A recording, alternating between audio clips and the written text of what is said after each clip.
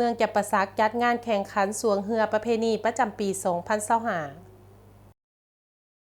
แข่งขันสวงเรือประจำปี 2025 ของเมืองจับปะซักแขวงจับปะซักได้จัดขึ้นวันที่ 10 ตุลาคม 2025 นี้อยู่ที่ศาลาหอไส้ห่วมใจเศร้าเมืองจับปะซักซึ่งจัดงานแข่งขันเรือประเพณีในปีนี้เปิดงานมีฐานนางวาสนาศิริมาคณะประจำพรรคแขวงประธานแนวราษฎรสังสาสตร์แขวงฐานวิไลศักดิ์ศูนย์ทรกรรมการพรรคแขวงเลขาคณะบริหารงานพรรคเมืองจำปาสักฐานสุกิตาอินทจักรห้องเลขาพรรคเมืองประธานปกครองเมืองจำปาสัก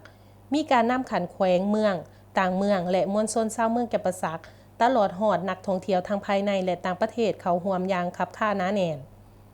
ฐานสุกิตาอินทจักรห้องเลขาพรรคเมืองประธานปกครองเมืองก็ได้ขึ้นผ่านบทรายงานในการกะเกียมความพร้อมในการจัดงานบุญสวงเรือประจำปี 2025 จากนั้นฐานวิไลศักดิ์ศูนย์ทรกรรมการพรรคแขวงเลขาคณะบริหารงานพรรคเมืองจำปาสักได้กล่าวเปิดงานแข่งขันสวงเรือปีนี้อย่างเป็นทางการซึ่งทานได้ว่าเพื่อเป็นการสืบทอดบุญประเพณีอันเป็นสิริมงคลและวัฒนธรรมหีดของประเพณีอันดีงามของประชาชนชาวเมืองจำปาสักที่ได้ปฏิบัติสืบทอดกันมาแต่บูรณาการจนมาถึงปัจจุบัน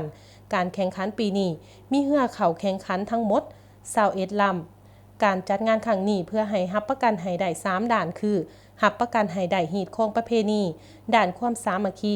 ด่านบรรยากาศและสุขภาพและผลจากการแข่งขันเรือประเพณีมีรายละเอียดดังนี้ 1. เรือใหญ่ประเพณีที่ 1 เรือบ้านวัดไส้หับขันรางวัลพร้อมเงินสดจำนวน9 ล้านกีบที่ 2. เรือเมืองมุลละประโมกหับเงินรางวัลจำนวน7 ล้านกีบที่ 3. บ้านพะพีนหับเงินรางวัล5 ล้านกีบ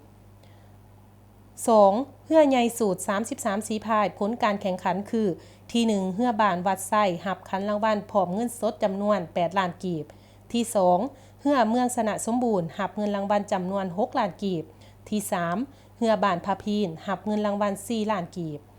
3. เรือ12 สีพายผลการแข่งขันคือที่ 1 เรือสุริยเทพหับขันรางวัลเงินสดจำนวน4 ล้านกีบที่ 2. เรือบ้านซิมุคุณหับเงินรางวัล3 ล้านกีบ